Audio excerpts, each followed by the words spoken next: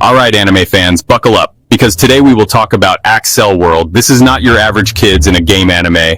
It's weird, wild, a little underrated, and packs a punch you won't see coming. Let's deep dive into this badass, brain-bending, and sometimes downright brutal ride through virtual worlds, inferiority complexes, and kick-ass battles. Let's talk about its story. So imagine this. You're a fat, bullied middle schooler with zero self-esteem, barely surviving the hellhole that is your daily life. That's Haruyuki Arita, the main dude of Accel World. He's not your standard, chosen one pretty boy hero. Nah, he's a chubby, anxious mess who escapes into virtual games to feel anything good about himself. But one day, the student council vice president, Kuroyukihime, yes, her name literally means Black Snow Princess because subtlety is dead, notices his gaming skills. She offers him something insane, a mysterious program called Brain Burst. It doesn't just let you play in a super advanced fighting game, it literally slows down time IRL, allowing you to think and act in milliseconds. Basically, it's like hacking your fucking brain to go full Matrix mode in real life. But there's a catch. You only get a limited amount of points to use it. Lose too many battles and the system kicks you out. Forever. Gone. Deleted. No second chances. So begins Haru's journey as the unlikely new badass in a world where everyone is gunning for each other's heads in neon-lit duels. Now let's talk about its unique world. So Accel World takes place in 2046, where neural interface devices called neurolinkers are standard. These things let people connect their brains directly to networks, games, and each other. It's the kind of future sci-fi fans wet dream about, but with a terrifying twist. So, Brainburst operates in secret. It's a program that, honestly, pushes your mind to its absolute limits by immersing you in these high-stakes virtual battles. A world that's totally built out of emotion, trauma, and your inner fears. And get this, avatars in the game aren't just random. They're actually literal manifestations of your deepest psychological scars. Like Haru's avatar, he's a tiny silver pig. Because yeah, he's just that wrecked inside. Meanwhile, other avatars look like death machines, armored assassins, or even elemental gods.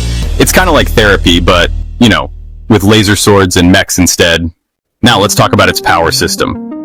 The Brain Burst system isn't just another level up and get stronger trope. Every single fighter, known as a burst linker, has a dual avatar that's totally customized from their trauma.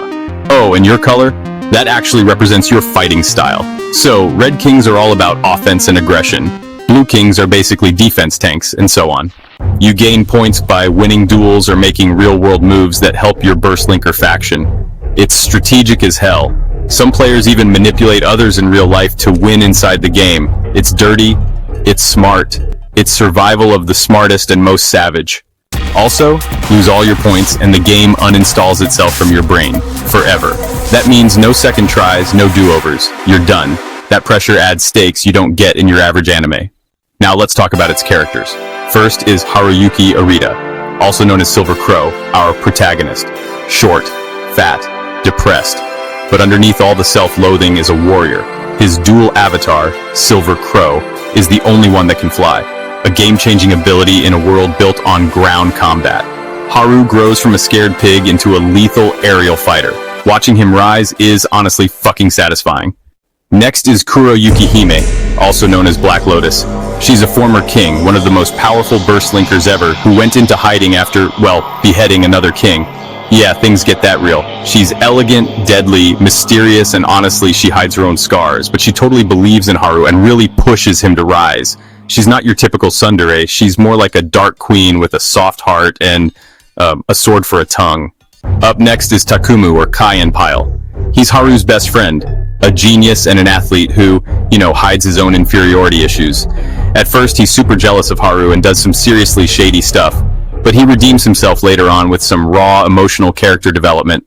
Finally, there's Chiyu, Limebell, the childhood friend who's caught between both boys. At first, she might seem like just your typical love triangle filler, but her role actually becomes super pivotal later, especially thanks to her rare healing type ability. She's not just support, she's a total wildcard.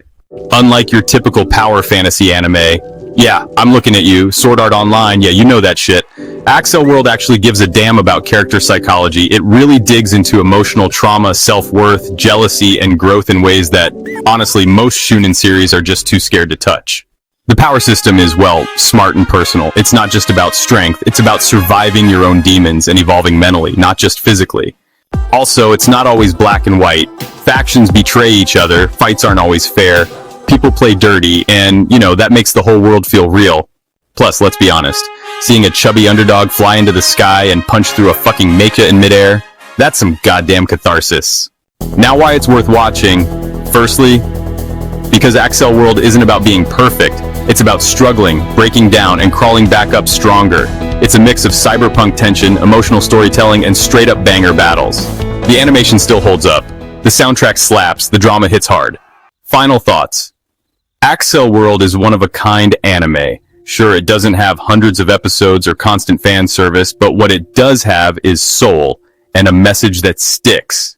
Even a loser can rise when they find the right world to fight for. So yeah, give this weird little gem a shot. It's not flashy on the surface, but goddamn, it digs deep and punches hard. That's it for today. Share your thoughts in the comments. Please like and subscribe for more anime content. And I'll catch you in the next one, my burst linkers. Silver Crow is the king.